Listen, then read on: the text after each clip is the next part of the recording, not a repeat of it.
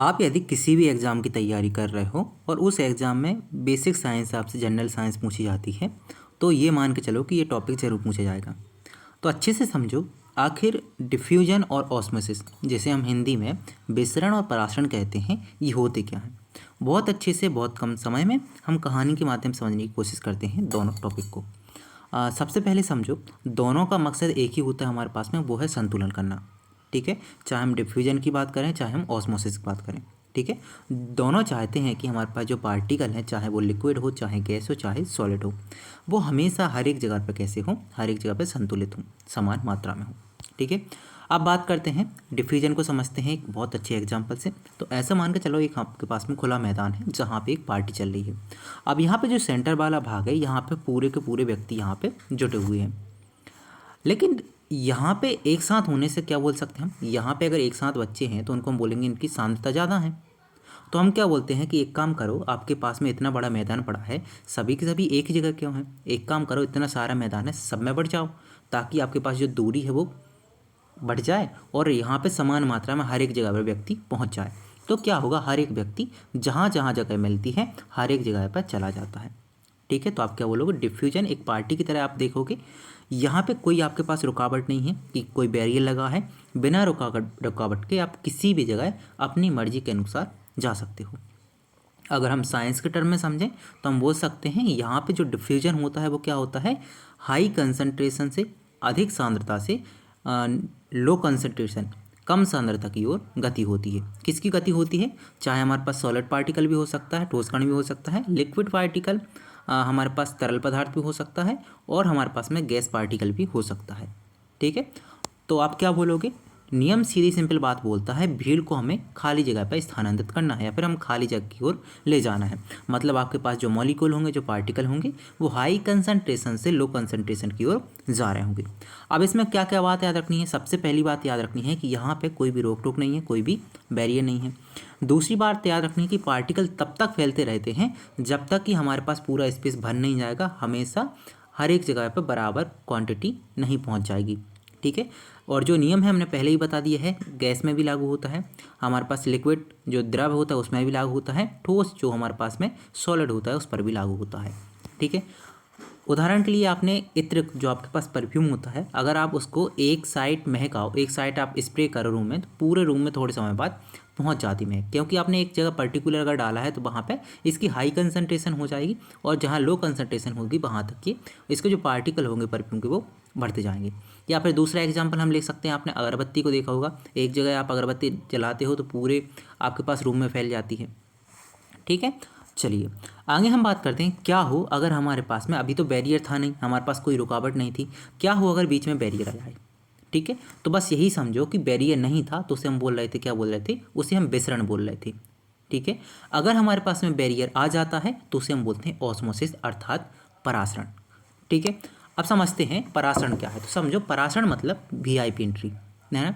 जैसे आप देखते हो कि पर्टिकुलर कहीं आप इवेंट में जाते हो बहुत बड़े बड़े, तो यहाँ पे एक वीआईपी एंट्री होती है। ठीक है, जहाँ पे कुछ निश्चित लोगों को ही जाना अलाउ होता है, तो बस वैसा ही काम यहाँ पे है। तो हम बोलेंगे हमारे पास जो परासरण है वो विसरण का ही एक, हम बोल सकते हैं विसरण का ही एक क्या है, विशेष रूप है जो वीआईपी एंट्री कराता है। मतलब बीच में हमारे पास अब बैरियर आ जाएगा, और बैरियर क्या है, कुछ गिने चुने पार्टिकल को ही अंदर जाने की परमिशन देगा। ठीक है, और गिने चुने पार्टिकल हुई बाहर आने की परमिशन देगा। ठीक है, तो आप क्या बोलोगे, ऑस्मोसिस असल में क्या, हमारे पास जो ऑस्मोसिस है, परासरण है, वो क्या है, असल में एक डिफ्यूजन का ही एक रूप है।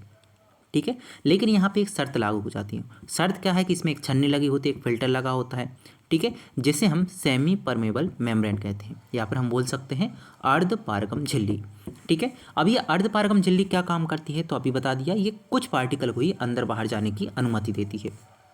ठीक है, तो यहाँ पे आपको केवल अगर पानी याद रखोगे तो बहुत अच्छा रहेगा, कन्फ्यूजन नहीं होगी। तो याद रखो केवल पानी, या फिर हमारे पास ऐसे विलायक जो किसी चीज़ को अपने में घोल सकते हैं। ठीक है, तो पानी भी हम देखते हैं बहुत अच्छा विलायक होता है, सार्वभौमिक विलायक होता है, तो पानी से अच्छे से समझो। तो यहाँ पे हमारे पास केवल क्या होता है, पानी की गति होती है। तो यहाँ पे झील नहीं है, यहाँ पे झिल्ली है, मिसप्रिंट हो गया है, यहाँ पे झील नहीं है, यहाँ पे क्या हम झिल्ली लिख सकते हैं, है ना। तो एक बात याद रखना, जो हमारे पास में पानी होता है, एक झिल्ली से जो है सिर्फ पानी को निकलने देता है। ठीक है, चाहे हम नमक हो चाहे चीनी हो, इन सभी को निकलने की अनुमति नहीं देता। कौन, सेमी परमेबल मेम्ब्रेन। ठीक है। ये मान के चलो आपके पास झिल्ली है, यहाँ पे आपका शुगर या साल्ट हो सकता है और यहाँ पे वाटर है, ठीक है, और इस साइड केवल वाटर है। तो ये क्या है, यहाँ से यहाँ पे केवल वाटर को जाने की अनुमति का, या फिर हो सकता है कि यहाँ से यहाँ देने की अनुमति दे रहा है, ठीक है। तो याद रखना, जैसे हम देख रहे थे हमारे पास में जो डिफ्यूजन था, विसरण था, वहाँ पे हम तीनों स्टेज में परिवर्तन देख रहे थे। सॉलिड में भी हो रहा था, लिक्विड में भी हो रहा था और गैस में भी। लेकिन जो ऑस्मोसिस होता है ये केवल और केवल किस में होता है, लिक्विड मीडियम में होता है, केवल द्रव माध्यम में होता है, ठीक है। चलो आगे हम देखते हैं पानी की प्यास, मतलब कहानी है। तो पानी हमेशा कैसा होता है, वहाँ जाता है जहाँ पानी की प्यास हो, या फिर हम बोल सकते हैं पानी वहाँ जाएगा जहाँ पानी की कमी होगी, ठीक है। अब ऐसा मान के चलो कि इस साइड वाला माध्यम है, यहाँ पे हमारे पास क्या है, यहाँ पे हमारे पास जो साल्ट वगैरह के मॉलिक्यूल थे यहाँ पे ज़्यादा थे, तो उससे क्या होगा, इस जगह पे हमारे पास क्या है, पानी की कमी होगी, ठीक है। तो हम बोल सकते हैं इस साइड के हमारे पास पानी कम होगा और इस साइड कोई भी पार्टिकल नहीं है, तो यहाँ पे पानी क्या होगी, ज़्यादा होगी, अधिकता होगी। तो क्या होगा, अभी हमने बोला पानी उस जगह गति करता है जहाँ पे पानी की कमी होती है, जहाँ पानी की प्यास होती है। तो गति कहाँ करेगा, इस साइड से इस साइड करेगा, और बीच में क्या हमारे पास एक मेम्ब्रेन है, ठीक है। तो सीधी सिंपल बात याद रखना कि पानी उस जगह गति करेगा जहाँ पे पानी की कमी होगी।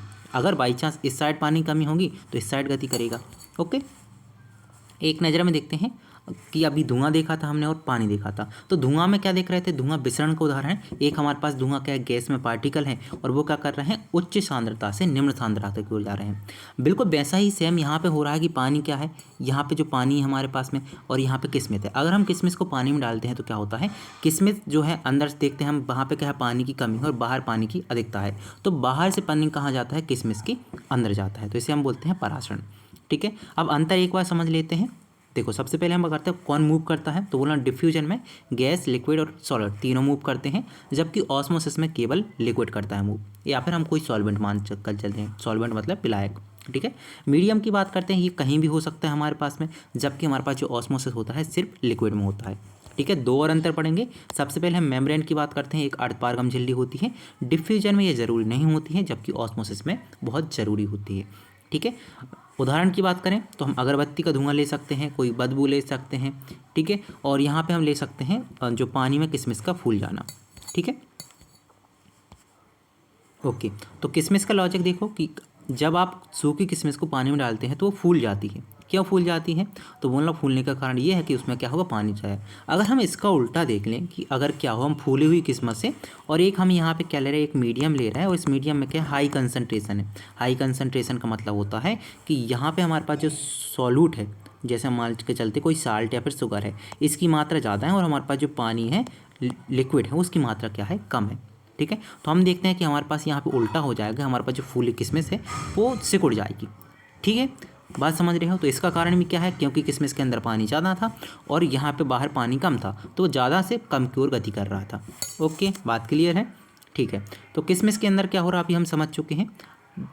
देख रहे थे हम, क्या देख रहे थे, हमने यहाँ पे देखा है कि हमारे पास क्या है, बाहर हमारे पास, यहाँ पे अंदर देख रहे हैं, अंदर हमारे पास क्या था, अंदर हमारे पास में चीनी की मात्रा ज़्यादा थी, ठीक है, और बाहर हमारे पास पानी की मात्रा ज़्यादा थी। तो हमने बोला पानी वहाँ जाता है जहाँ चीनी की मात्रा, पानी की मात्रा कम होती है, ठीक है। यहाँ ज़्यादा थी, अंदर कम थी, तो क्या होगा, हमने बोला अंदर चीनी की मात्रा ज़्यादा थी, मतलब वहाँ पे पानी कम था और बाहर पानी ज़्यादा था। तो परिणाम स्वरूप क्या होगा, पानी जहाँ ज़्यादा था वहाँ से कम की ओर गति करेगा, ठीक है। तो हम यहाँ पे देखते हैं कि स्क्रीन फूल जाती है। तो यहाँ पे हमने जो किशमिश की कहानी देखी है, तो केवल किशमिश से संबंध नहीं है, हमारा शरीर या फिर हमारे आसपास में जितना भी वातावरण है सभी में, या फिर हम बोल सकते हैं हमारे पास जितनी भी कोशिकाएं हैं सभी को जिंदा रहने के लिए उनमें एक VIP एंट्री होती है, ठीक है, और एक खुला मैदान होता है। मतलब इन दोनों नियमों का यहाँ पे पालन होता है। मतलब सीधी बात अगर हम बोलें तो दोनों जगह पे हम बोल सकते हैं, या तो विसरण काम कर रहा होगा, ठीक है, या तो हम बोलेंगे विसरण डिफ्यूजन काम कर रहा होगा, या फिर हम बोलेंगे परासरण मतलब ऑस्मोसिस काम कर रहा होगा, ठीक है। बात क्लियर है, ओके।